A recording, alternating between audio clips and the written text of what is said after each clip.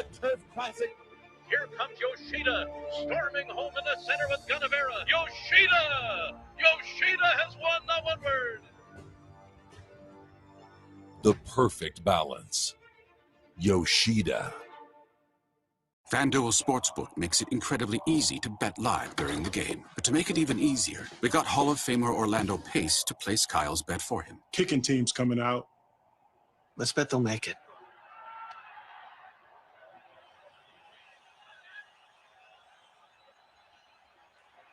And it's good. That was less weird than I thought it would be.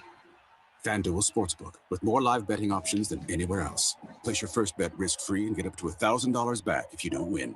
TVG Saturday night. Japan Racing with the Grade 1 Asahi High Futurity. 2-year-olds set the winning pace from Hanshin Racecourse. Get free PPs at tvg.com for Japan Racing. Watch and wager Saturday night, 1:30 Eastern, 10:30 Pacific. TVG Saturday. $1 million on the line in the Grade 1 LQHBA Louisiana Million Futurity. Hit the ground running for quarter horse action from Evangeline Downs. Play Saturday. Evangeline Downs, first post, 6:30 Eastern, 3:30 Pacific. With 9 stakes wins from just 46 starters, 2019 was another banner year for Grayson, with dominant performances from SY Sky. Bois Bay will have to settle for second behind the classy SY Sky. Stakes winner Lieutenant Dan. Lieutenant Dan will take the real good deal. And Just Grazed Me. Just Grazed Me now, taking off with big, powerful strides. Just Grazed Me. Grayson, producing sprinters and routers excelling on dirt, turf, and synthetic. Standing at Tommytown Thoroughbreds. It pays to be Calbred.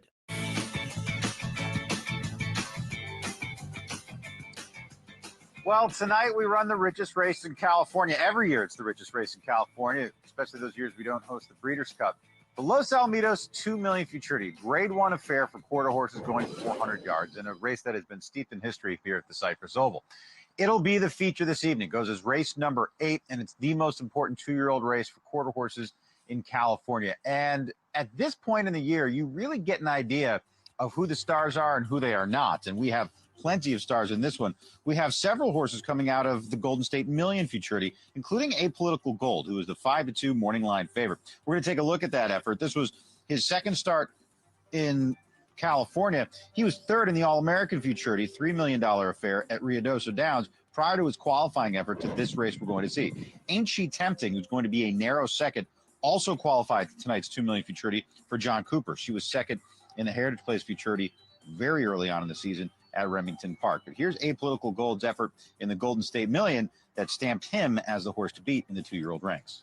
Right out on the track. Here comes HR Princess Jess. It's Apolitical Gold. HR Princess Jess. Ain't She Tempting bursting the forward? They go to the line in a photo. Apolitical Gold beats Ain't She Tempting.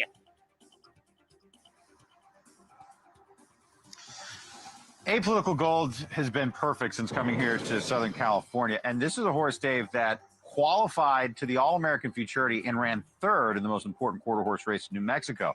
Now here in Southern California is one of the horses to beat in the 2 million Futurity. Ain't She Tempting is 8-1. And look who shows up to ride. James Flores, champion jockey, who rode her so magnificently in some starts at Remington Park earlier in the year. He's reunited with this filly. So I actually think Ain't She Tempting is a very live, long shot in this year's Los Alamitos 2 million. But I was talking to both Ed Burgart and Jose Contreras, and both of them telling me that 6, 7, 8 horses could win this race. It's been a long time since we have had a Los Alamitos 2 million that has been this wide open, Mike. Monopolist is the local horse, the house horse for Doc Allred, and Jimmy Glenn has been high on this gelding ever since they started racing back in May. Coming off of a win in the PCQH or a Breeders' Futurity, Oscar Andrade piloted him to a very quick time of 1969 to qualify for this affair. But let's take a look at that Grade 1 win he had back in October. This was a game effort. He was on the inside. He broke, I don't want to say slow, but he wasn't the quickest away from there, and then powers through the gap and was really neck and neck with the competition all the way down the stretch. So not only was this impressive, it was gritty, and it also gave you the impression, Dave, that as we saw in the trials, he's going to like that extra distance. He got the chance to go 400 yards in the trials, and he just relished it. And it's nice that he's shown that he's going to win from the inside post as well, because he's once again draw the rail. And the reason that we're showing a lot of these previous wins rather than the trials. If you were watching on Los Alamitos 2 million trial night, it was essentially a fog out. I mean, there were different camera angles used just to get certain shots at certain points of the race, but it was so foggy. So you're going to have to really dig deep if you're going to watch replays and find horses off of the trials themselves. I think it's amazing is we didn't mention the runner-up from the Ed Burke Million, Terrific Temper, who's at 7-2. We haven't spoken much about Apolitical Patty for Monterosa. This is, as you said, Dave, a very deep running of the Los Alamitos 2 million futurity, and it comes up tonight live from Los Al. Right now, though, we head back to our coverage of the Fairgrounds as we bring Kate and Bradart back into the conversation. Caden, getting close to the starting gate here, race number 8. I know we've set the table a little bit, but a reminder, 5.5 furlongs, turf sprint, non-winners of 2 other than the condition, and Cobra Casablanca leads them onto the track. Yeah, Cobra Casablanca, big bay filly with some size and scope, and in for the $40,000 optional tag. The same was true of Love and Bullies. And there's Yes, It's Ginger. Yes, It's Ginger. Disappointed last out, but earlier in the season at Ellis Park over the summer, she had back-to-back wins and looked really sharp. I'm inclined to give her a little bit of a break, a benefit of the doubt to see if she could return to form. Mom's Red Lipstick does her best running from off the pace. Sterling Miss next at a little price, drops out of the Panzeretta for her second start off the layoff for the very hot combination of Shane Wilson and Jack Gilligan looking for his win of the day. Whimsical Muse is my choice in here. Versatility, she's coming off a layoff for Tom Amos, but looks well spotted. Can sit a nice trip, especially tries the turf for the first time. The pedigree is a little mixed. Tapature about 10% with turf horses, but I think she might be live in here. The 9 Little Dell went by, and the 10 Bye Bye Birdie on the outside is another who I'm not sure about as far as whether she really wants to be on the turf, but she is moving in class, and she does have the ability to sit close to the pace. So this is a kind of a grab bag of sorts, Mike, as they get ready for Hawthorne. Yours and my old stomping ground, so to speak.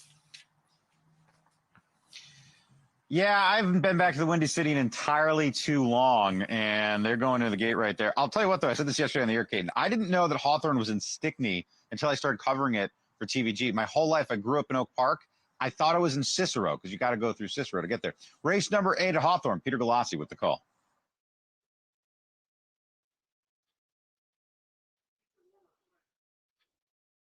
They're off. Troubled start for Galib the Great, came away last. In between horses, that's Jessa Ginin now taking the lead. Towards the inside, Mika came away well to be second. Hammered is third. On the outside, She's Divine moves up 4, 2 lengths back. Full of Grace, 5th. Cowgirl Kimmy out there, 6th. Galib the Great's moved in the 7th. Sense of Self is 8th. Less than a half mile to go as they move into the far turn. It's Jessa Ginin leading by 3. And around the turn they go. Jessa Ginin leads the way in between horses. Hammered, 3 deep. She's Divine towards the rail. Mika, 2.5 lengths back. Full of Grace trying to come on 4th. Up on the outside, Cowgirl Kimmy finding a good stride, gets a crack of the whip. Galib the Great needs to do a bit more. Sense of Self will have to come from last to win it. They've got 3/16 to go, and Jessa Ginin's opened up 3.5 lengths. Full of Grace now coming to her on the outside, second. Racing in third is Mika. And then in between horses, Galib the Great on the outside. Sense of Self is coming on. They're in deep stretch. Jessa Ginin closing on the outside. Full of Grace. Jessa Ginin holds on to win it.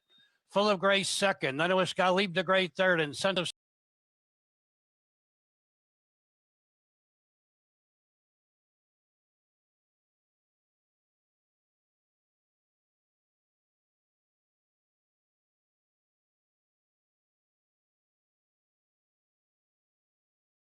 Now 5-2, your favorite.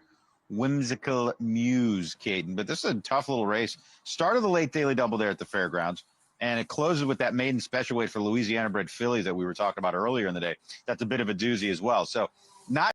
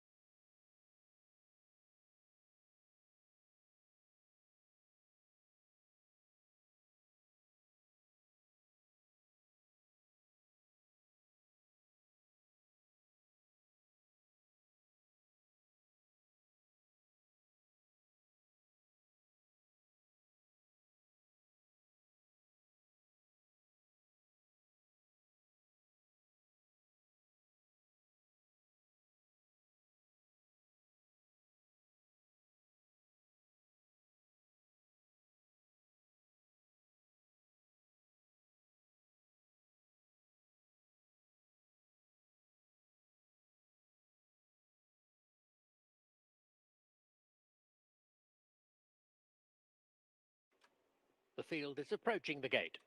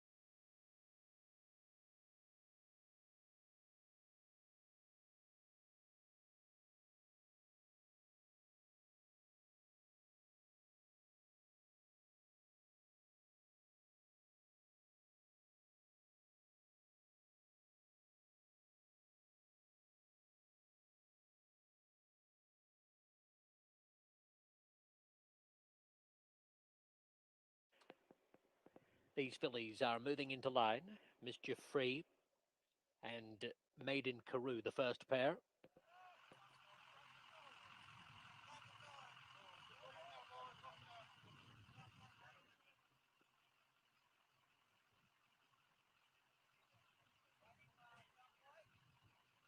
Moraz having a good look inside gate 2.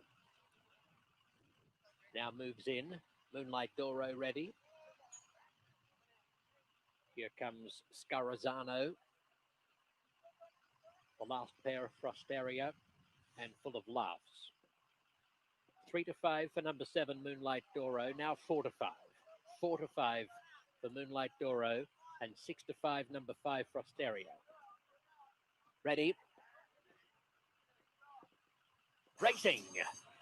Frosteria and Scarazano begin alertly with Moonlight Doro. Full of Laughs down the extreme outside.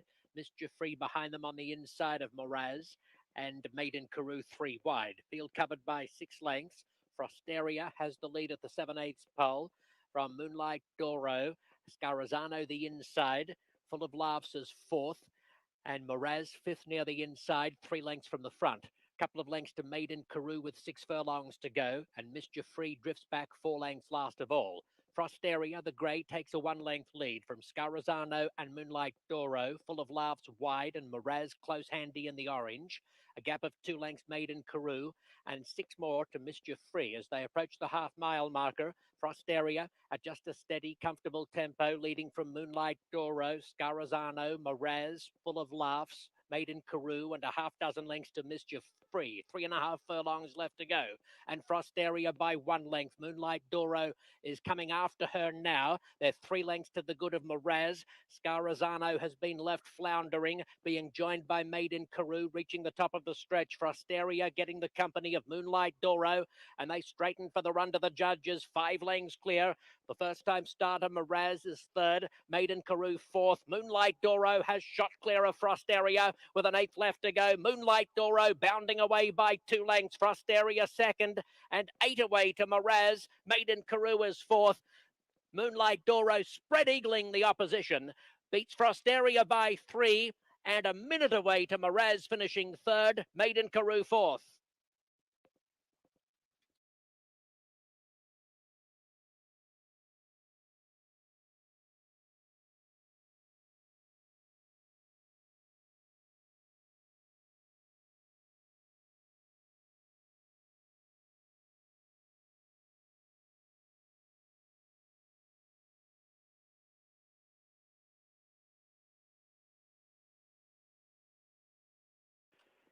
Seven, Moonlight Doro, clocking 135.58. Defeating number 5, Frosteria, with 2, Moraz 3rd, and 6, Maiden Carew 4th.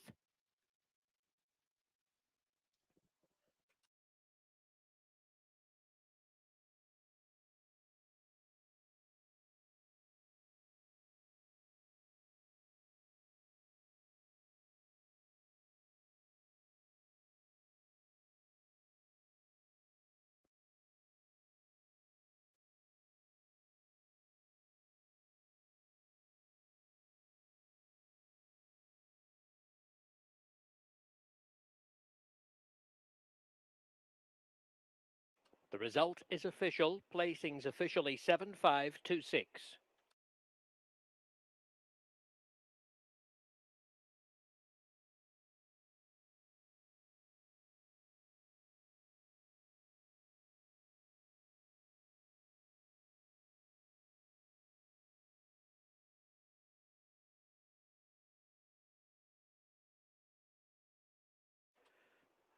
The $1 exacta, $3.30. $1 trifecta, $8.20. 10-cent superfecta, $2.27. $2 double, $12.60. Other multi-race wagers. The $1 pick 3, $12. The $1 early pick 4, $54.10. And the 50-cent pick 5, $410.45.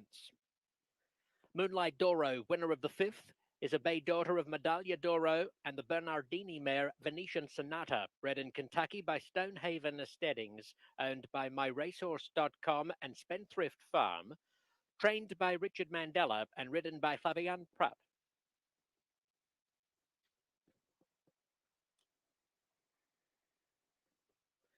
Post time for race 6, 3 p.m. No program changes in the first leg of the $1 late pick 4 presented by TVG.